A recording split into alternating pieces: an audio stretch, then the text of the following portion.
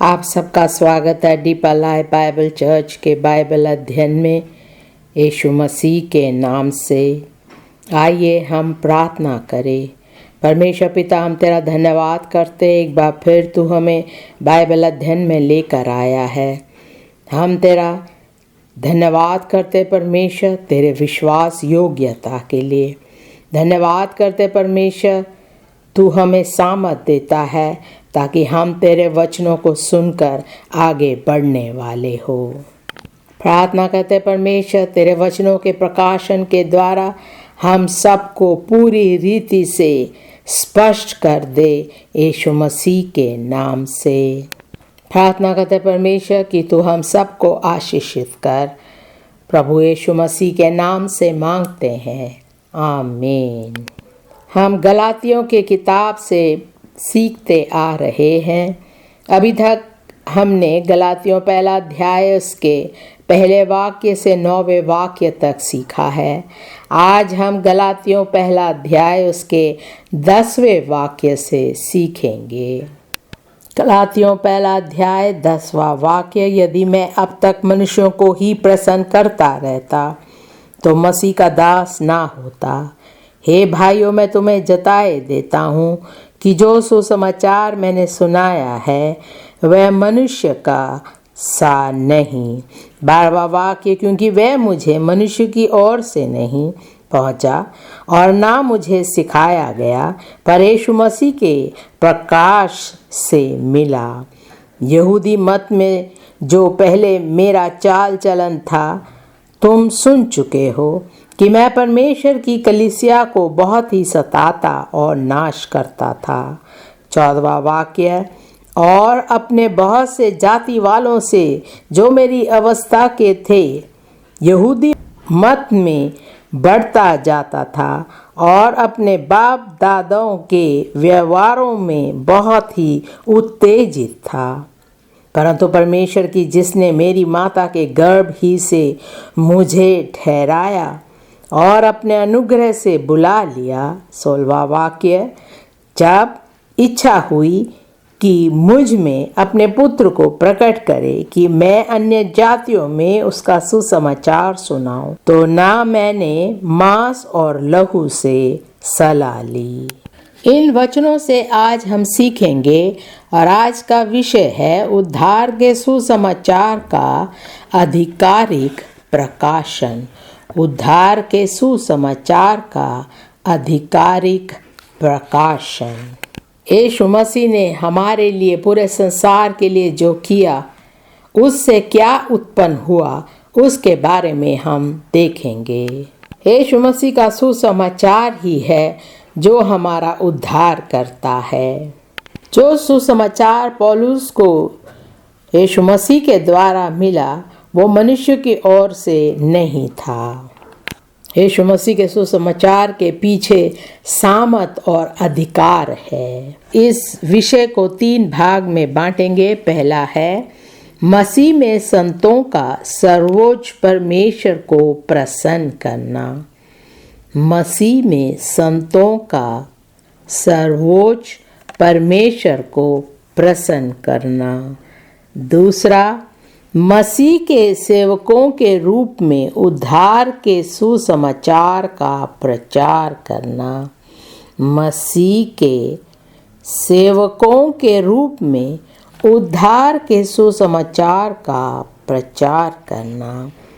तीसरा भाग, मसीह के लिए अलग किए गए एक ही अनुग्रह को व्यक्त करना। मसीह के लिए अलग किए गए एक ही अनुग्रह को व्यक्त करना। पहले भाग में जाएंगे, मसीह में संतों का सर्वोच्च परमेश्वर को प्रसन्न करना। गलातियों पहला अध्याय उसका 10वां वाक्य, यदि मैं अब तक मनुष्यों को ही प्रसन्न करता रहता तो मसीह का दास ना होता।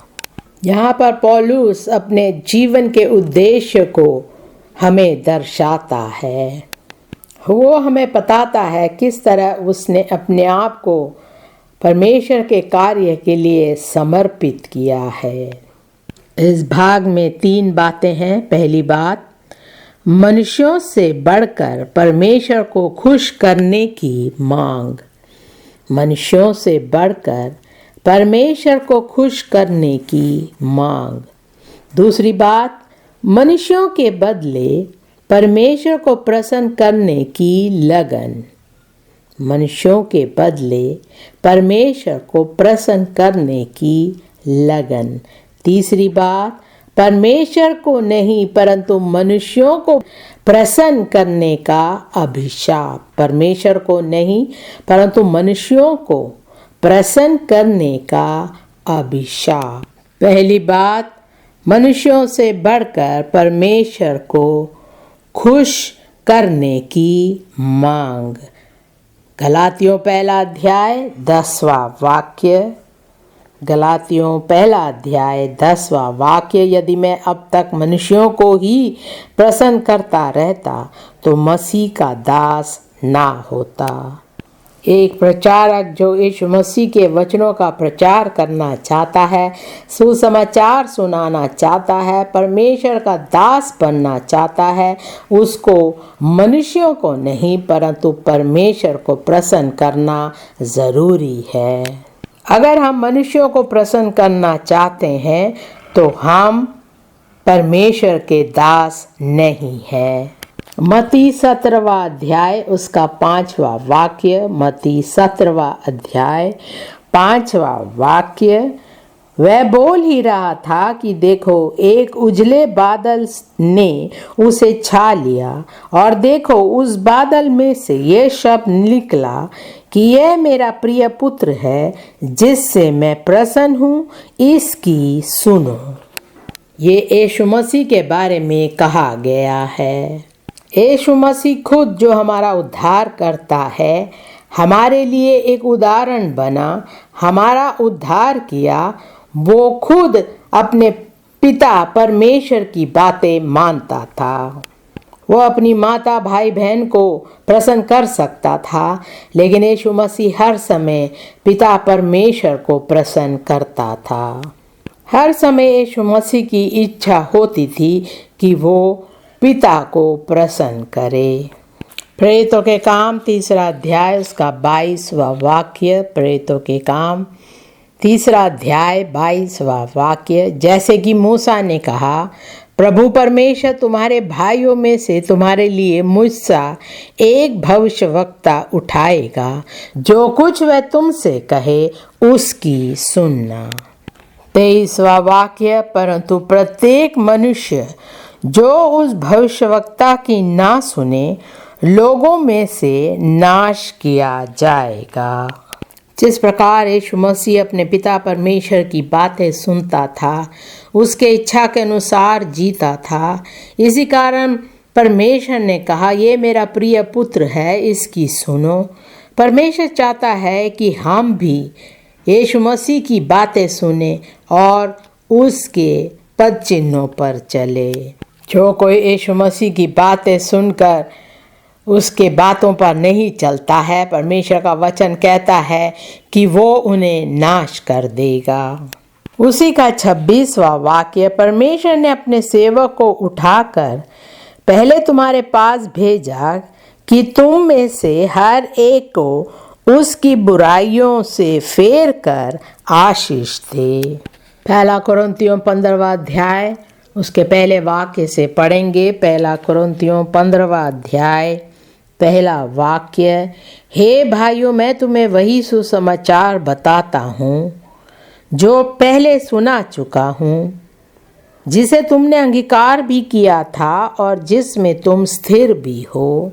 दूसरा वाक्य। उसी के द्वारा तुम्हारा उद्धार भी होता है, यदि उस सुसमाचार को जो मैंने तुम्हें सुनाया था स्मरण रखते हो, नहीं तो तुम्हारा विश्वास करना व्यर्थ हुआ। तीसरा वाक्य। इसी कारण मैंने सबसे पहले तुम्हें वही बात पहुंचा दी जो मुझे पहुंची थी, कि पवित्र शास्त्र के वचन के अनुसार यीशु मसीह हमारे पापों के लिए मर गया और गाड़ा गया और पवित्र शास्त्र के अनुसार तीसरे दिन जी भी उठा। इस भाग में दूसरी बात, मनुष्यों के बदले परमेश्वर को प्रसन्न करने की लगन। जब हमारा नया जन्म होता है, हम यीशु मसीह की तरफ देखते हैं जिसने हमारे लिए अपने आप को बलिदान किया और उसके वचनों के अनुसार हम जीते हैं।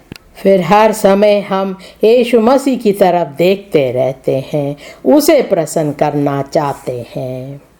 हमें केवल यीशु मसीह की मानना है, क्योंकि वही है जिसके द्वारा हमारा उद्धार हुआ, शुद्धिकरण हुआ, और वही है जिसके द्वारा हम परमेश्वर के पास स्वर्ग जा सकते हैं।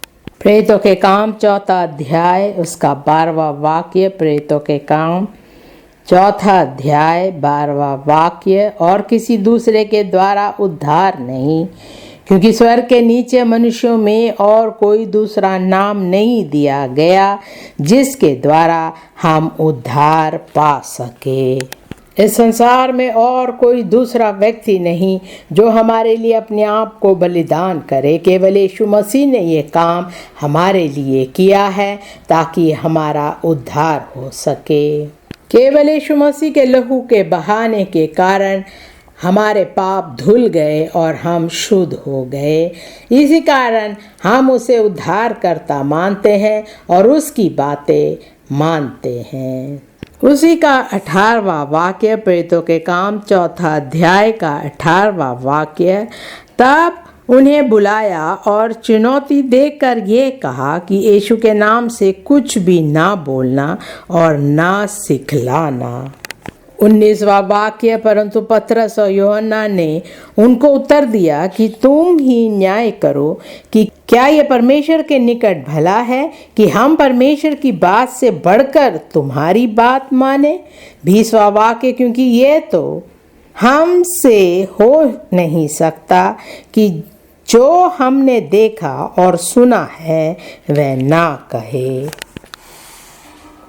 प्रेरितों के काम 5वां अध्याय उसका 28वें वाक्य से पढ़ेंगे। प्रेरितों के काम 5वां अध्याय 28वां वाक्य। क्या हमने तुम्हें चिताकर आज्ञा ना दी थी कि तुम इस नाम से उपदेश ना करना? तो अभी देखो, तुमने सारे यरूशलेम को अपने उपदेश से भर दिया है और उस व्यक्ति का लहू हमारी गर्दन पर लाना चाहते हो। तब पतरस और प्रेरितों ने उत्तर दिया कि मनुष्यों की आज्ञा से बढ़कर परमेश्वर की आज्ञा का पालन करना ही कर्तव्य कर्म है। 30वां वाक्य। हमारे बाप दादाओं के परमेश्वर ने यीशु को जिलाया, जिसे तुमने क्रूस पर लटका कर मार डाला था।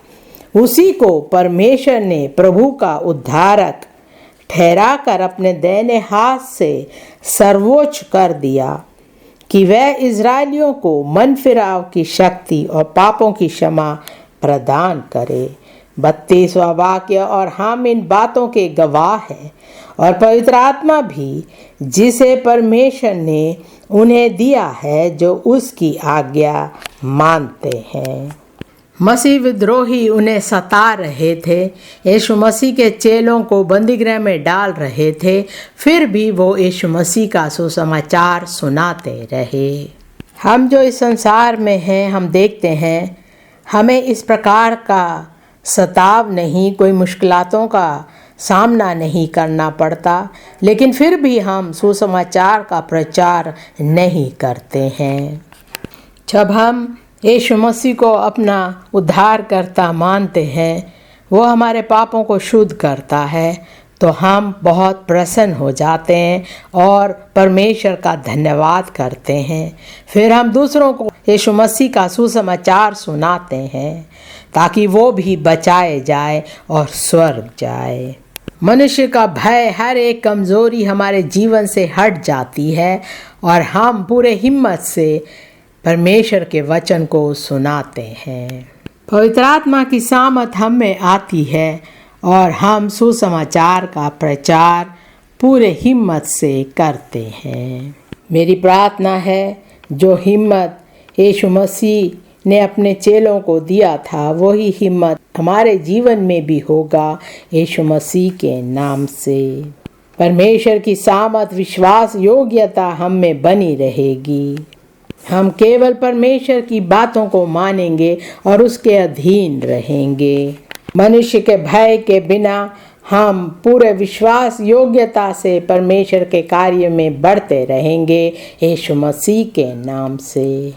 पहला थिस्सलुनीकियों 2 अध्याय उसके 4 वाक्य से पढ़ेंगे। पहला थिस्सलुनीकियों 2 अध्याय 4 वाक्य से पढ़ेंगे। पर जैसा परमेश्वर ने हमें योग्य ठहराकर सुसमाचार सौंपा, हम वैसा ही वर्णन करते हैं, और इसमें मनुष्यों को नहीं परंतु परमेश्वर को, जो हमारे मनों को जांचता है, प्रसन्न करते हैं। 5वां वाक्य, क्योंकि तुम जानते हो कि हमने तो कभी ललोपतों की बातें किया करते थे और ना लोभ के लिए बहाना करते थे, परमेश्वर गवाह है। 6वां वाक्य, यद्यपि हम मसीह के प्रेरित होने के कारण तुम पर बोझ डाल सकते थे, तो भी हम मनुष्यों से आदर नहीं चाहते थे, और ना तुमसे और ना और किसी से। हमें मनुष्यों को प्रसन्न नहीं करना है, पर परमेश्वर को प्रसन्न करना है। हमें मनुष्यों की महिमा नहीं, लेकिन परमेश्वर की महिमा पानी चाहिए। जब लोग हमारी प्रशंसा करते हैं तो हम बहुत खुश हो जाते हैं और परमेश्वर की बातों को भूल जाते हैं। ऐसा नहीं करना है। मेरी प्रार्थना है परमेश्वर हमें ऐसा हृदय, ऐसा मन दे, ताकि हम पूरी रीति से, लगन से परमेश्वर की सेवा करने के लिए अपने आप को समर्पित करेंगे। तीसरी बात, परमेश्वर को नहीं परंतु मनुष्यों को प्रसन्न करने का अभिशाप। प्रचारक, कई लोग ऐसे हैं जो हर समय मनुष्यों को प्रसन्न करना चाहते हैं, परमेश्वर को नहीं। कहते तो हैं कि हम मसीह लोग हैं, हम कलीसिया में जाते हैं, लेकिन परमेश्वर के पद चिन्हों पर नहीं चलते हैं, उसकी आज्ञाओं को नहीं मानते हैं, परमेश्वर को तुच्छ जानते हैं। जो लोग मनुष्यों को ऊंचा उठाकर परमेश्वर को नीचा करते हैं, वचन में लिखा है कि वो नाश हो जाएंगे। रोमियो 8वां अध्याय उसके 5वें वाक्य से पढ़ेंगे। रोमियो 8वां अध्याय 5वां वाक्य, क्योंकि शारीरिक व्यक्ति शरीर की बातों पर मन लगाते हैं, परंतु आध्यात्मिक आत्मा की बातों पर मन लगाते हैं। 6वां वाक्य, शरीर पर मन लगाना तो मृत्यु है, परंतु आत्मा पर मन लगाना जीवन और शांति है। 7वां वाक्य, क्योंकि शरीर पर मन लगाना तो परमेश्वर से बैर रखना है, क्योंकि ना तो परमेश्वर की व्यवस्था के अधीन है और ना हो सकता है। 8वां वाक्य, और जो शारीरिक दशा में है वे परमेश्वर को प्रसन्न नहीं कर सकते। लोग मनुष्यों की तरफ देखते हैं जो उन पर दबाव डालते हैं और जबरदस्ती उनसे कार्य करवाते हैं, लेकिन वो परमेश्वर की ओर नहीं देखते जो दयालु है, जिसने यीशु मसीह को हमारे लिए क्रूस पर चढ़ाया और हमारा उद्धार किया। इसी कारण जो शारीरिक है वो परमेश्वर को प्रसन्न नहीं कर सकते। हर समय शारीरिक लोग सोचते हैं कि हम मनुष्यों से क्या पा सकते हैं, इसी कारण वो हर समय उन्हें प्रसन्न करना चाहते हैं और परमेश्वर को प्रसन्न नहीं करते हैं। जब वो उस मनुष्य से अलग हो जाते हैं, अपना संबंध उनसे तोड़ देते हैं, तो वो परमेश्वर की ओर देखते हैं, तब परमेश्वर उन्हें संभालता है। इब्रानियों 11वां अध्याय 5वां और 6वां वाक्य। इब्रानियों 11वां अध्याय 5वां और 6वां वाक्य, विश्वास ही से हनोक उठा लिया गया कि मृत्यु ना देखे और उसका पता नहीं मिला, क्योंकि परमेश्वर ने उसे उठा लिया था, और उसके उठाए जाने से पहले उसकी ये गवाही दी गई थी कि उसने परमेश्वर को प्रसन्न किया है, और विश्वास बिना उसे प्रसन्न करना अनहोना है, क्योंकि परमेश्वर के पास आने वाले को विश्वास करना चाहिए कि वह है और अपने खोजने वालों को प्रतिफल देता है। हम हानोक का जीवन देखते हैं किस प्रकार हर समय वो परमेश्वर को प्रसन्न किया करता था। जब लोग चाहेंगे कि आप उन्हें प्रसन्न करें और जो काम वो आपसे करवाना चाहते हैं वो परमेश्वर की इच्छा के अनुसार नहीं है, तो हमें मनुष्य को नहीं लेकिन परमेश्वर को प्रसन्न करना है। हम परमेश्वर को अपने शारीरिक आँखों से नहीं देख पाते, लेकिन तब भी विश्वास बिना उसे प्रसन्न करना अनहोना है। परमेश्वर आपके हर बातों को जानता है। जो कुछ आप बोलते हैं, सोचते हैं, करते हैं, सब कुछ परमेश्वर जानता है। परमेश्वर हमें हर समय देखता रहता है। जो कुछ हम करते हैं वो जानता है। दूसरे भाग में आएंगे मसीह के सेवकों के रूप में उद्धार के सुसमाचार का प्रचार करना। गलातियों पहला अध्याय उसका 11वां वाक्य। गलातियों पहला अध्याय 11वां वाक्य। हे भाइयों, मैं तुम्हें जताए देता हूँ कि जो सुसमाचार मैंने सुनाया है वह मनुष्य का सा नहीं। 12वां वाक्य, क्योंकि वह मुझे मनुष्य की ओर से नहीं पहुँचा और ना मुझे सिखाया गया, पर यीशु मसीह के प्रकाश से मिला। पौलुस कहता है कि परमेश्वर का वचन मुझे परमेश्वर से मिला है, मनुष्य से नहीं। परमेश्वर ने मुझे प्रकाशित किया है। इस भाग में 3 बातें हैं। पहली बात, मसीह से सुसमाचार के प्रकाशन का सत्य। मसीह से सुसमाचार के प्रकाशन का सत्य। दूसरी बात, परमेश्वर से छुटकारा मसीह द्वारा सिखाया गया। परमेश्वर से छुटकारा मसीह द्वारा सिखाया गया। तीसरी बात, अनुग्रह प्राप्त करने वाला मसीह द्वारा रूपांतरित। पहली बात में जाएंगे, मसीह से सुसमाचार के प्रकाशन का सत्य। इफिसियों 3 अध्याय उसके 3 वाक्य से पढ़ेंगे। इफिसियों 3 अध्याय 3 वाक्य, अर्थात ये कि वह भेद मुझ पर प्रकाश के द्वारा प्रकट हुआ, जैसा मैं पहले संक्षेप में लिख चुका हूँ। 4वां वाक्य, जिससे तुम पढ़कर जान सकते हो कि मैं मसीह का वह भेद कहाँ तक समझाता हूँ। 5वां वाक्य, जो और समयों में मनुष्यों की संतानों को ऐसा नहीं बताया गया था, जैसा कि आत्मा के द्वारा अब उसके पवित्र प्रेरितों और भविष्यवक्ताओं पर प्रकट किया गया है। पवित्र आत्मा ने उन्हें सामर्थ और अनुग्रह दिया, जिससे उनका जीवन पूरी रीति से बदल गया। इसी कारण पौलुस ने इन बातों को दूसरों तक पहुंचाया।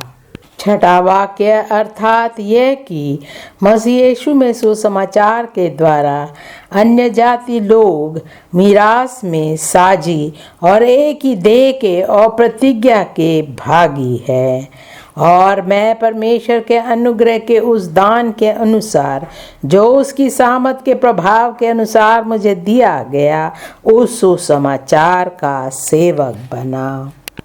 8वां वाक्य, मुझ पर जो सब पवित्र लोगों में से छोटे से भी छोटा हूँ, यह अनुग्रह हुआ कि मैं अन्य जातियों को मसीह के अगम्य धन का सुसमाचार सुनाऊं। यही काम परमेश्वर आपके जीवन में भी कर सकता है। परमेश्वर की सामर्थ और अनुग्रह के द्वारा आपके जीवन में महान कार्य होंगे, यीशु मसीह के नाम से। पौलुस इस दुनिया में अब नहीं रहे, अब हम यहाँ पर है। वही अनुग्रह जो परमेश्वर ने पौलुस को दिया था, वही सामर्थ आज हमारे जीवन में भी है।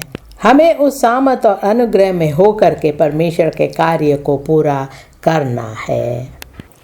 रोमियो पहला अध्याय उसका 16वां वाक्य। रोमियो पहला अध्याय 16वां वाक्य, क्योंकि मैं सुसमाचार से नहीं लज्जाता, इसलिए कि वह हर एक विश्वास करने वाले के लिए, पहले तो यहूदी फिर यूनानी के लिए उद्धार के निमित्त परमेश्वर की सामर्थ है। दूसरी बात, परमेश्वर से छुटकारा मसीह द्वारा सिखाया गया। रोमियो 3 अध्याय इसके 24वें वाक्य से पढ़ेंगे। रोमियो 3 अध्याय 24वां वाक्य। परंतु उसके अनुग्रह से उस छुटकारे के द्वारा जो मसीह यीशु में है, सेत में धर्मी ठहराए जाते हैं। 25वां वाक्य। उसे परमेश्वर ने उसके लहू के कारण एक ऐसा प्रायश्चित ठहराया जो विश्वास करने से कार्यकारी होता है, कि जो पाप पहले किए गए और जिनकी परमेश्वर ने अपनी सहनशीलता से आनाकानी की, उनके विषय में वह अपनी धार्मिकता प्रकट करे। 26वां वाक्य। वरन इसी समय उसकी धार्मिकता प्रकट हो, कि जिससे वह आप ही धर्मी ठहरे और जो यीशु पर विश्वास करे उनका भी धर्मी ठहराने वाला हो। हमारे पापों को कौन मिटा सकता है? हमारी बीमारियों को कौन हटा सकता है? कमजोरियों को कौन हटा सकता है? केवल यीशु मसीह के लहू के द्वारा हमें छुटकारा मिलता है। पिछला समय बीत गया है, इस समय भी परमेश्वर यीशु मसीह के द्वारा हमारे जीवन में महान कार्य करता है। आज भी यीशु मसीह का लहू हमारे पापों को मिटाता है। जिस प्रकार पहले लोगों को शुद्ध किया, पवित्र किया, उसी प्रकार यीशु मसीह का लहू आज भी हमें शुद्ध करता है। तीसरी बात, अनुग्रह प्राप्त करने वाला मसीह द्वारा रूपांतरित। रोमियो 6 अध्याय पहले वाक्य से पढ़ेंगे। रोमियो 6 अध्याय पहला वाक्य। सो हम क्या कहें? क्या हम पाप करते रहे कि अनुग्रह बहुत हो? कदापि नहीं। हम जब पाप के लिए मर गए तो फिर आगे को उसमें क्यों कर जीवन बिताए? तीसरा वाक्य। क्या तुम नहीं जानते कि हम जितनों ने मसीह यीशु का बपतिस्मा लिया तो उसकी मृत्यु का बपतिस्मा लिया, सो उस मृत्यु का बपतिस्मा पाने से हम उसके साथ गाड़े गए, ताकि जैसे मसीह पिता की महिमा के द्वारा मरे हुओं में से जिलाया गया, वैसे ही हम भी नए जीवन की सी चाल चले। 5वां वाक्य। क्योंकि यदि हम उसकी मृत्यु की समानता में उसके साथ जुड़ गए हैं, तो निश्चय उसके जी उठने की समानता में भी जुट जाएंगे।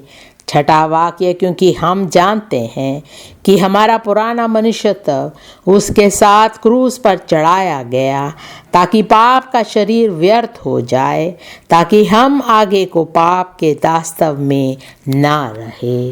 अब जब यीशु मसीह ने हमें बचाया है, हम पाप के दास्तव में आगे ना रहे।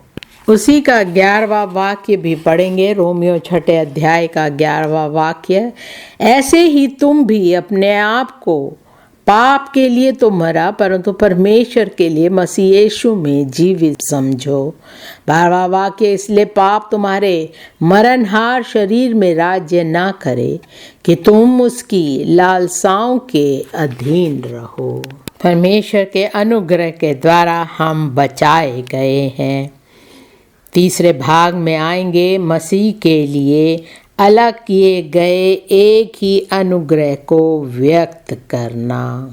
गलातियों 1 अध्याय उसके 13वें वाक्य से पढ़ेंगे। गलातियों 1 अध्याय 13वां वाक्य।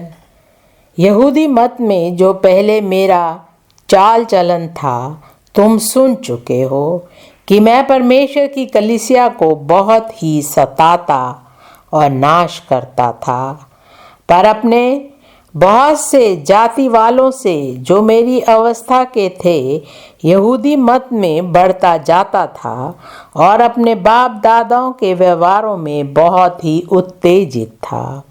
15वां वाक्य। परंतु परमेश्वर की, जिसने मेरी माता के गर्भ ही से मुझे ठहराया और अपने अनुग्रह से बुला लिया। जब इच्छा हुई कि मुझ में अपने पुत्र को प्रकट करे कि मैं अन्य जातियों में उसका सुसमाचार सुनाऊं, तो ना मैंने मांस और लहू से सलाह ली। पौलुस समझता था कि मसीह विद्रोही होना सही है, क्योंकि वो लोग गलत काम कर रहे हैं, इसलिए वो उन्हें सताता था। उसने पूरी रीति से उन्हें नाश करने के लिए ठान लिया था। कलीसिया को और कलीसिया के लोगों को सताता था, लेकिन परमेश्वर के अनुग्रह के द्वारा उस स्थिति से परमेश्वर ने उसे छुड़ाया और अपने कार्य के लिए चुन लिया। परमेश्वर के अनुग्रह के द्वारा हम अपनी पिछली बातों को, आदतों को, बुरे स्वभाव को छोड़कर परमेश्वर में आ सकते हैं। जो लोग उसके साथ पहले थे वो इसके बदलाव को देख करके हैरान हो गए और क्रोधित हो गए, लेकिन उन्होंने उनकी बातों पर ध्यान नहीं दिया। पौलुस ने पूरी तरह से अपने आप को समर्पित करके परमेश्वर के कार्य के लिए आगे बढ़ गया। उसने किसी सताव या मुश्किलात के बारे में नहीं सोचा। वो यीशु मसीह के लिए सब कुछ सहने को तैयार हो गया था। परमेश्वर के अनुग्रह के द्वारा, सामर्थ के द्वारा उसके जीवन में इतना बड़ा बदलाव आया। मेरी प्रार्थना है परमेश्वर हमें भी पूरी रीति से बदल डालेगा और हम परमेश्वर के कार्य के लिए आगे बढ़ने वाले होंगे यीशु मसीह के नाम से। इस भाग में 3 बातें देखेंगे। पहली बात, पाप में धार्मिक अनुग्रह रहित चरित्र। पाप में धार्मिक अनुग्रह रहित चरित्र। दूसरी बात, उद्धारकर्ता द्वारा महिमित बदलाव के लिए पश्चाताप। उद्धारकर्ता द्वारा महिमित बदलाव के लिए पश्चाताप। तीसरी बात, सेवा के लिए परमेश्वर की बुलाहट की प्रतिक्रिया। सेवा के लिए परमेश्वर की बुलाहट की प्रतिक्रिया। पहली बात देखेंगे, पाप में धार्मिक अनुग्रह रहित चरित्र। गलातियों 1 अध्याय 13वां वाक्य। यहूदी मत में जो पहले मेरा चाल चलन था तुम सुन चुके हो कि मैं परमेश्वर की कलीसिया को बहुत ही सताता और नाश करता था, पर अपने बहुत से जाति वालों से जो मेरी अवस्था के थे यहूदी मत में बढ़ता जाता था और अपने बाप दादाओं के व्यवहारों में बहुत ही उत्तेजित था। जो लोग मसीह के थे, जिन्होंने यीशु मसीह को अपना लिया था, उन लोगों को पौलुस सताता था। उनके दर्द और पीड़ा पर वो ध्यान नहीं दे रहा था। यही होता है, एक व्यक्ति जब धार्मिक होता है तो वो पाप में उसका चरित्र सही नहीं होता, कोमल नहीं होता, कृपालु नहीं होता। ऐसे लोग अगर पश्चाताप नहीं करते हैं तो नरक जाएंगे। उसी प्रकार अगर पौलुस ने पश्चाताप नहीं किया होता तो वो भी नरक चला जाता। हमारी प्रार्थना है कि हम धर्म की बातें नहीं, लेकिन एक धर्मी जीवन बिताएंगे यीशु मसीह के नाम से। 1 तीमुथियुस 1 अध्याय उसका 13वां वाक्य। 1 तीमुथियुस 1 अध्याय 13वां वाक्य। मैं तो पहले निंदा करने वाला और सताने वाला और अंधेर करने वाला था, तो अभी मुझ पर दया हुई, क्योंकि मैंने अविश्वास की दशा में बिन समझे बूझे ये काम किए थे। पौलुस ने अनजाने में लोगों को सताया था, उनके विरोध खड़ा हुआ था और उन्हें तंग करता था, लेकिन परमेश्वर की करुणा जब उस पर आई, उसकी आत्मिक आंखें खुल गई और वो परमेश्वर के कार्य में लग गया।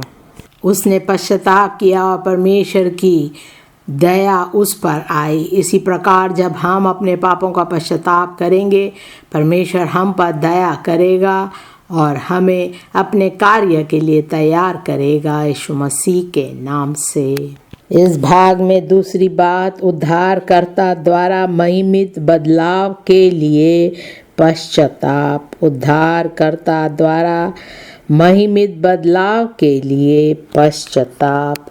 प्रेरितों के काम 17वां अध्याय उसके 30वें वाक्य से पढ़ेंगे। प्रेरितों के काम 17वां अध्याय 30वां वाक्य। इसलिए परमेश्वर अज्ञानता के समयों में आनाकानी करके अब हर जगह सब मनुष्यों को मन फिराने की आज्ञा देता है, क्योंकि उसने एक दिन ठहराया है जिसमें वह उस मनुष्य के द्वारा धर्म से जगत का न्याय करेगा, जिसे उसने ठहराया है, और उसे मरे हुओं में से जिलाकर ये बात सब पर प्रमाणित कर दी है। जो कुछ पहले हमने पौलुस के समान अज्ञानता में किया है, उन बातों को छोड़कर पश्चाताप करके परमेश्वर के कार्य में हमें लग जाना है।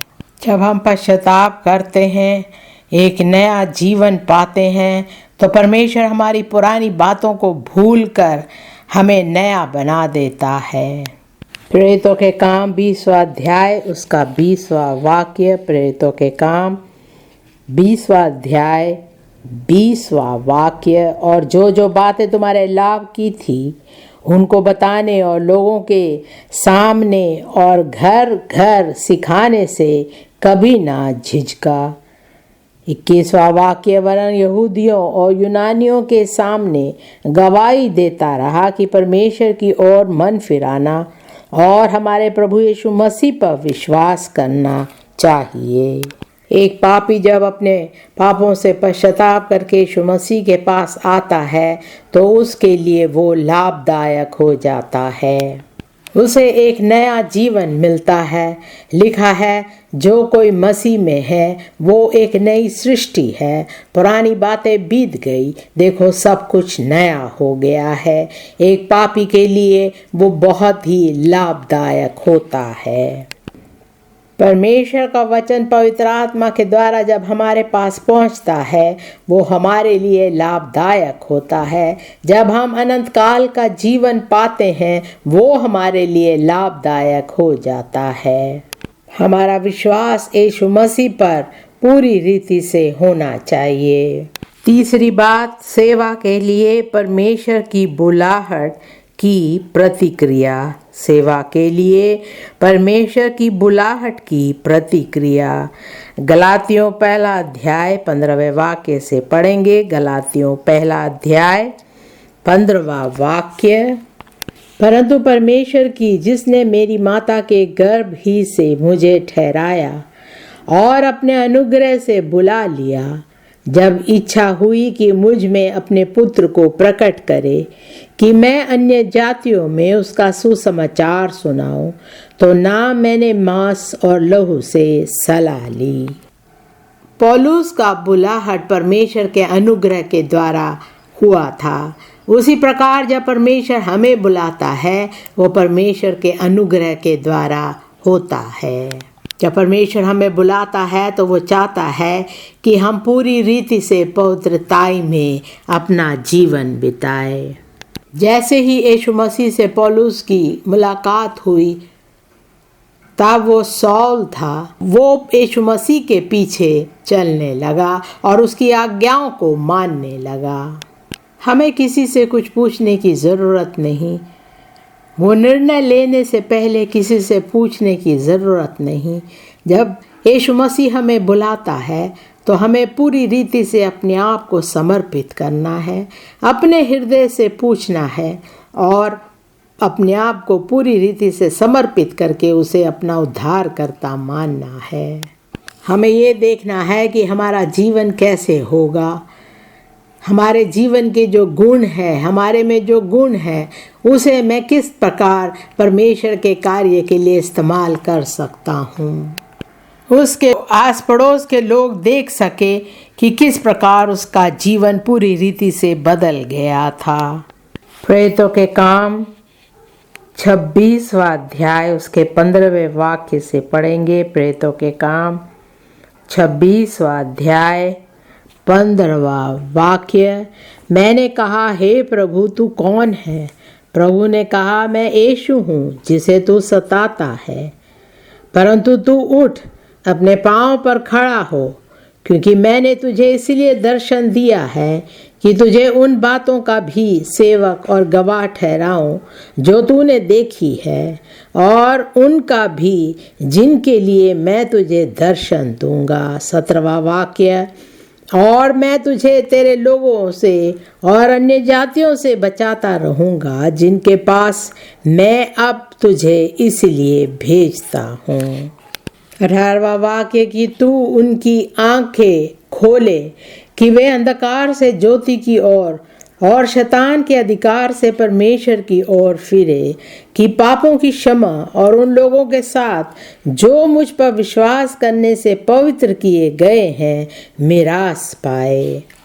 19वां वाक्य। सो हे राजा अग्रिपा, मैंने उस स्वर्गीय दर्शन की बात ना टाली।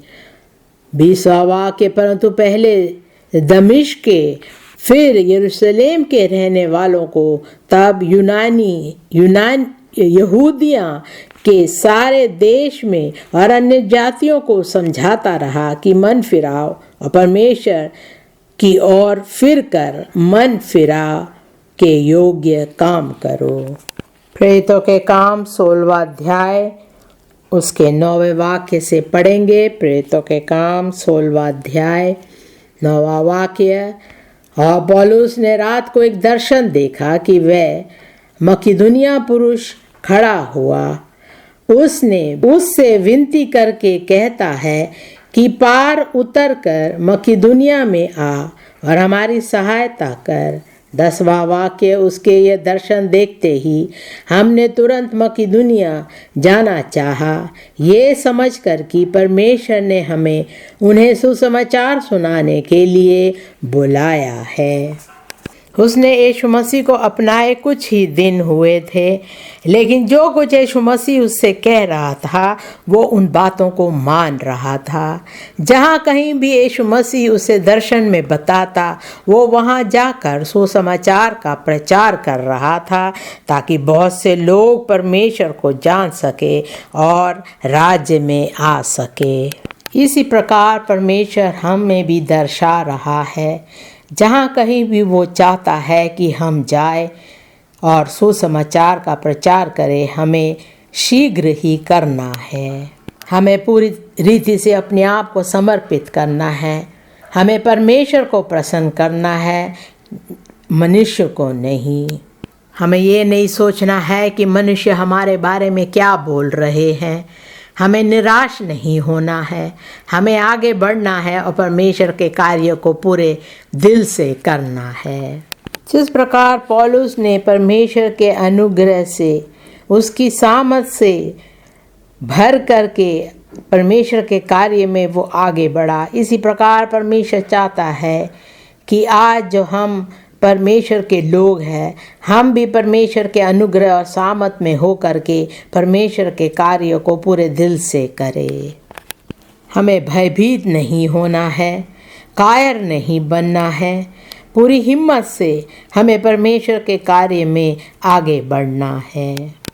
पवित्र आत्मा की सामत में हो करके सुसमाचार का प्रचार करना है। जिस प्रकार परमेश्वर ने पौलुस की सहायता करी, वो हमारी भी सहायता करेगा। परमेश्वर का अनुग्रह जो उसके लिए काफ़ी था, वो हमारे लिए भी काफ़ी होगा। पूरी रीति से हमें परमेश्वर की आज्ञाओं को मानना है, मनुष्य की आज्ञाओं को नहीं। जब हम ऐसा करते हैं, परमेश्वर की महान सामत हमारे जीवन से कभी नहीं हटेगी। यीशु मसीह के नाम से परमेश्वर हम सब की सहायता करेगा। आइए अपने सरों को झुकाए और प्रार्थना करें।